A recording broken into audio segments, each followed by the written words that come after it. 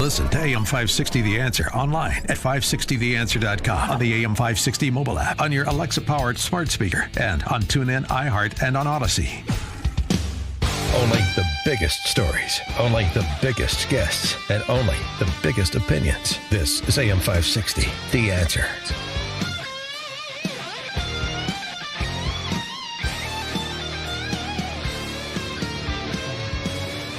Top of the morning, Dan and Amy. Rutgers professor Brittany Cooper, she's a professor of women, gender, and Africana studies in the home of the Scarlet Knights.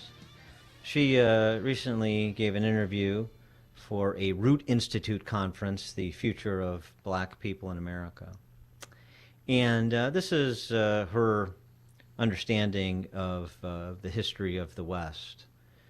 It was all good until Whitey showed up. There were people out here making worlds, Africans and indigenous people being brilliant, and, libraries and inventions and, vibrant notions of humanity and cross-cultural exchange long before white people showed up being raggedy and violent and terrible and trying to take everything from everybody.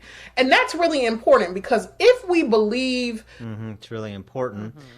Because it explains why we're here. Why did I show up in this particular iteration? And it's like, well, I think we showed up in this iteration precisely so that we could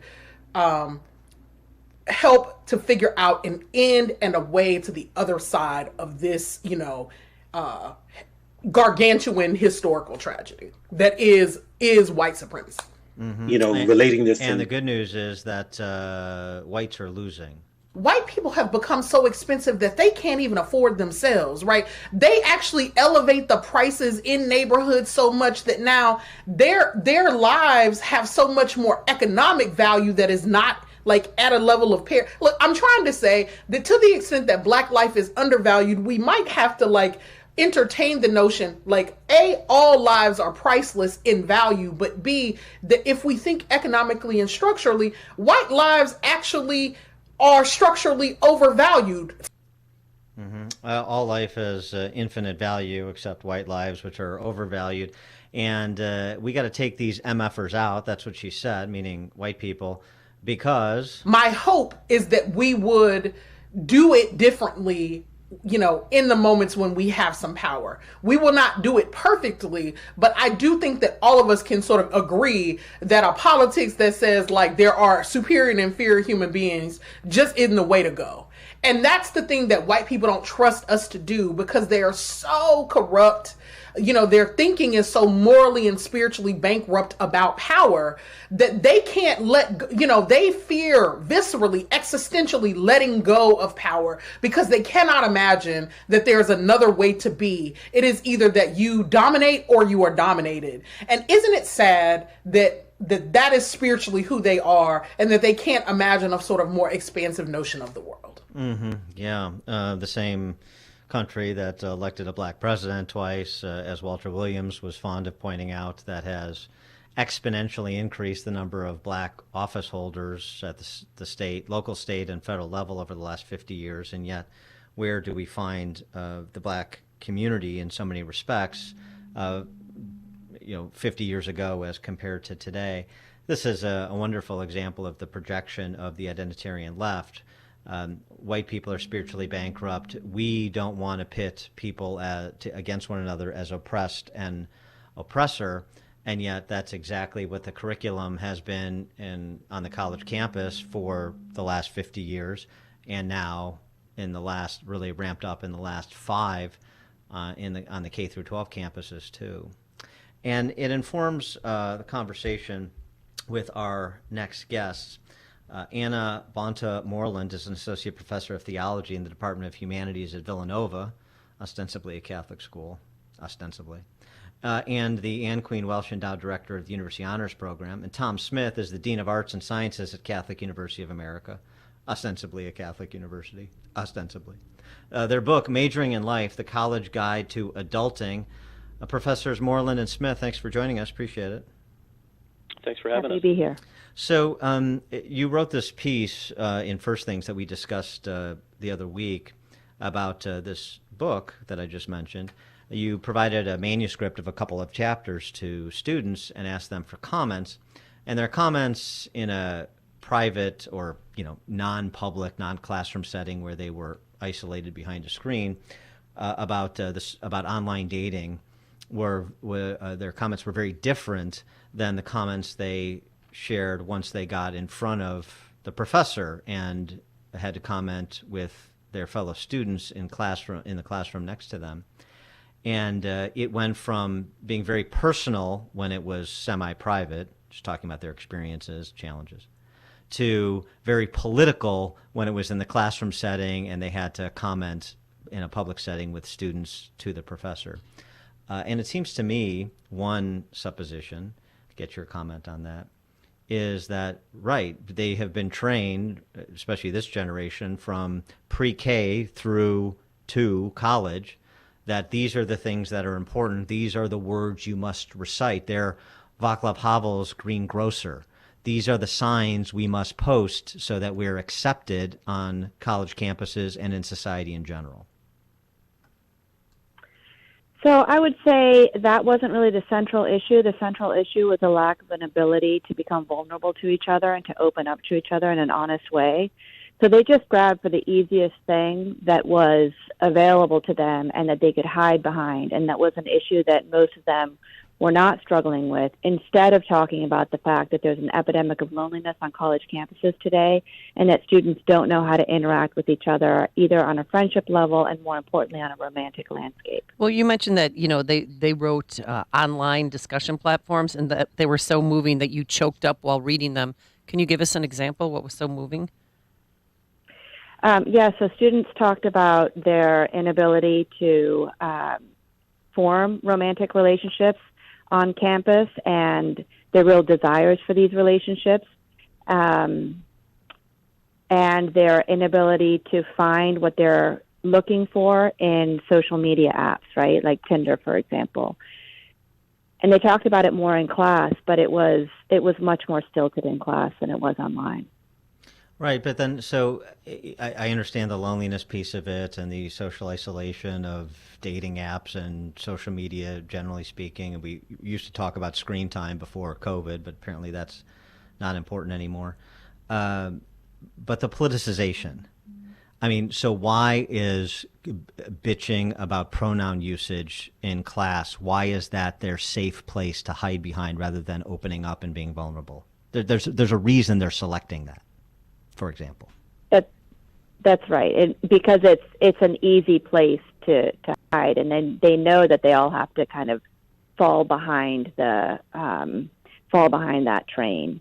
So it's just easy. It's a go-to. And what does that say about the state of discourse and education before they even get to you at Catholic University or Villanova, but including at Catholic University and Villanova? Well, I mean, I think it's complicated. I mean, I think in some ways the course that Anna's talking about is a bit different than a typical college course where you have to talk about literature or poetry, and you're not kind of putting yourself out there in the same way. So, young people, like anybody, speak differently to different audiences, and these are students who are in class together, but they're not necessarily friends. So they're going to be a little more guarded, I think, than they would be, apart from class or even in a chat. It's just more private. But they're retreating to a social script that they're very familiar with, and that what you point out is a real problem that students sometimes feel like they can't put their ideas out there. I think that's a real problem on college campuses. Well, how can we help change that? I mean, how could we see that there's a better way to live? Well, I mean, I think it starts with faculty and administrators. Administrators need to take a strong stand on freedom of speech, freedom of expression. We don't want students to insult each other, but at the same time, we want to make sure that they challenge their ideas. That's how you grow. Faculty members can encourage that kind of thing. In my classes, I've encouraged students to have debates, and one of the things that we do is to have debates about, I teach politics, politically relevant topics, and I have them pick their topics and the sides that they're going to take in the debates out of a hat. So that gives them a kind of a distance from the kind of identities that they might be putting out there. So I think there's ways around this, but we all have to talk about it together and pull our oars in the same direction, because I will say that faculty are concerned about this trend, left, right, or center. Did you have a follow-up conversation with them after the disconnect between what they posted online versus what they said in class, and ask them why their comments were so different? Well, I took a different route. I talked to individual students, and then in the follow-up class, we were able to reopen the conversation in a different way, where individual students had actually asked somebody out on a date. The challenge was in this class is to ask somebody out on a date and write about it. And there are all sorts of, Carrie Cronin at Boston College is the one who started the stating assignment that I've adopted for about a decade. Mm-hmm. And students, they're petrified when you mention the word date. It's like you've told them that they need to get married right away. And they just don't know. They don't know how to ask somebody out. They don't know how to do it. They're totally ill-equipped. But once you get a few students in class who are willing to do it, and then they come back and they tell the other students about it, everyone starts to want to do it. So that I was able to get the shift to happen in class because I had kind of used some back doors, and then we were able to open up the conversation again. So with respect to dating, then how do they see that? What's their trepidation? Is it more like, let's all go to the football game and then, we can just go get a pizza or something afterwards, and I want to be in a more communal setting when I, make the ask, or what are the hurdles, I guess, for them?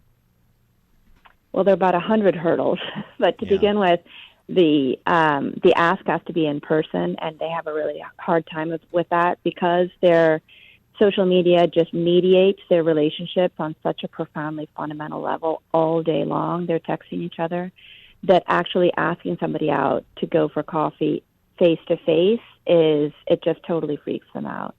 But it's a really important entree into a different kind of a relationship, into a different kind of practice. So I really insist on the in-person ask out. And once they're able to get over that and come up with a plan and actually go on the date, usually things get better. Not great necessarily, because they load so much importance into this one little coffee date, right? But usually they end up with a good experience, and a different sort of experience than they're used to.